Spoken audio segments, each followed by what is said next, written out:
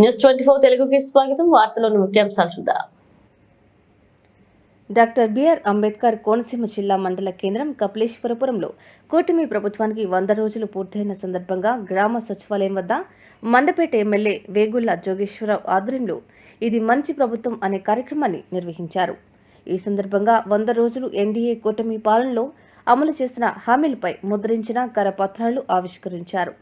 తదనంతరం సర్పంచ్ శాఖ శ్రీనివాస్ అధ్యక్షతన జరిగిన సభలో ఎమ్మెల్యే వేగుళ్ల పాల్గొని ప్రసంగించారు.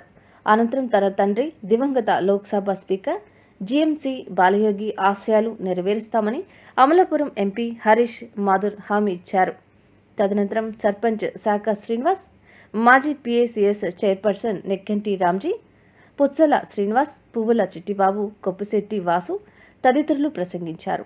ఈ కార్యక్రమంలో కపిలేశ్వరపురం మండల పరిధిలో పలువురు లబ్ధిదారులకు సీఎం రిలీఫ్ ఫండ్ చెక్కులను అందజేశారు.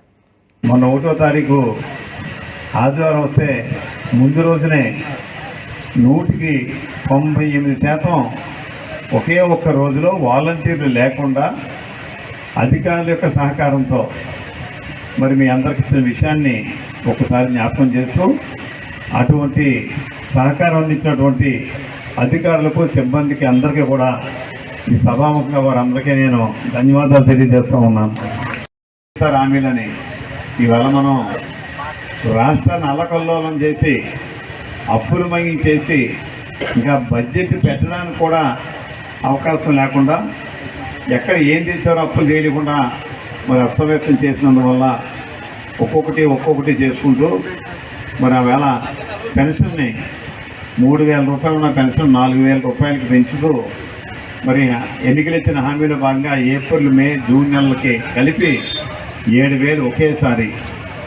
అదే రకంగా దివ్యాంగులకు 6,000, పూర్తిగా మంచం పట్టిన వాళ్ళకైతే 15,000 రూపాయలని మరి ఇంటింటికి పట్టుకెళ్ళి ఇస్తున్నారంటే అది ఈ యొక్క కూటమి ప్రభుత్వం యొక్క పనితనం, గొప్పతనం అని చెప్పి మీ అందరికీ సవినీయంగా తెలియజేస్తూ ఉన్నాను.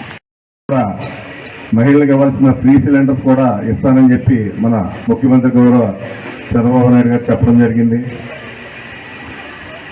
మన ప్రభుత్వానికి గత ప్రభుత్వానికి తేడా ఏంటంటే మన ప్రభుత్వానికి మెయిన్ సంక్షేమము అలాగే అభివృద్ధి రెండు కూడా 2 పళ్ళు లాంటివి. ఇవాళ మన రోడ్స్ కానివ్వండి, అట్లాగే ఏదైనా డెవలప్మెంట్ యాక్టివిటీ కానీ ఏమీ జరగలేదు గత ప్రభుత్వంలో.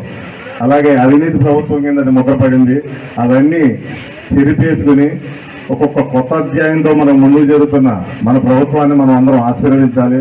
అలాగే మన ముఖ్యమంత్రి గారు కానీ, మన ఎమ్మెల్యే గారు కానీ, అలాగే మన ఎంపీ గారు కానీ మన ఆశలకు ఆకాంక్షలకు అనుగుణంగా వారు పనిచేస్తారని, ఇది చాలా బాగా ఈ ప్రోగ్రాం అంతా ఇంకా ముందుకు వెళ్తుందని ఆశిస్తూ మనం ఇంకా 6 ఇచ్చాము. 6 కూడా ఒక్కొక్క ఫేజ్లో అమలు